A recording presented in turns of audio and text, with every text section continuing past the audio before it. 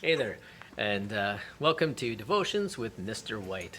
So we're going to read one that's called Along the Path. This is one of my, actually I'm going to say that about all of them. One of my favorites, but this is a really good one. So here we go. A water bearer in India had two large pots, each hung on each end of a pole which he carried across his neck. One of the pots had a crack in it, and while the other pot was perfect and always delivered a full portion of water at the end of the long walk from the stream to the master's house, the cracked pot only delivered half. For a full 2 years this went on daily, with the bearer delivering only 1.5 pots of water to his master's house. Of course, the perfect pot was proud of his accomplishments, perfect to the end for which it has been made. But the poor crackpot was ashamed of its own imperfection, and miserable that it was able to accomplish only half of what it had been made to do. After 2 years of what it perceived to be a bitter failure, it spoke to the water bearer one day by the stream. And it said, "I am ashamed of myself, and I want to apologize to you." "Why?" asked the bearer. "Why? What are you ashamed of?"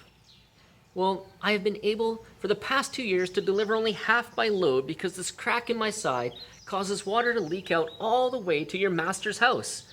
And because of my flaws, you have to do all this work and you don't get full value for your efforts," the pot said. The water bearer felt sorry for the old cracked pot. And in his compassion, he said, "As we return to the master's house, I want you to notice the beautiful flowers along the path." Indeed, as they went up the hill, the old cracked pot took notice of the sun warming the beautiful wild flowers on the side of the path, and this cheered it some. But at the end of the trail, it felt bad again, for it leaked out half of its load, and so again the pot apologized to the bearer for its failure. So the bearer said to the pot, "Did you notice that there were flowers only on your side of the path, but not on the other pot's side? That's because I've always known about your flaw, and I took advantage of it. I planted flower seeds on your side of the path, and every day while we walk back from the stream, you've watered them. So for 2 years, I've been able to pick these beautiful flowers to decorate my master's table. And without you being just the way you are, he would never have had this beauty to grace his house. Each of us have our own unique flaws, but if we allow it, the Lord will use our flaws to grace his Father's table. In God's great economy, nothing goes to waste. Don't be afraid of your flaws. Acknowledge them, and you too can be the cause of beauty. Know that in our weakness we find our strength. In 2 Corinthians 12, verse 9, we read, "My gracious favor is all you need. My power works best in your weakness."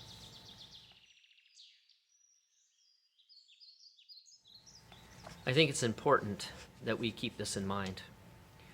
It doesn't take much. We take a look at ourselves in the mirror, and sometimes we look at ourselves and we go, "You know what? I'm not as attractive as so-and-so. I wish I didn't have acne. I wish I didn't have my hairline receding," whatever it may be. Sometimes we look at, our academics and go, "I wish I could be smarter than somebody else." And I think those are unfortunate things when we look and we can play the comparing game. We need to look at ourselves the way God looks at us, and God looks at us as unique. God looks at us as special. God looks at each and every one of us as being fearfully and wonderfully made, and it's up to us to find ways that we can allow His power to work through us, and then those weaknesses won't seem so weak. They won't really trouble us all that much because we are trying our best to fulfill His plan for our life, and not focusing on what's holding us back, but rather looking forward and allowing Him to push us forward, allowing Him to work through us despite ourselves.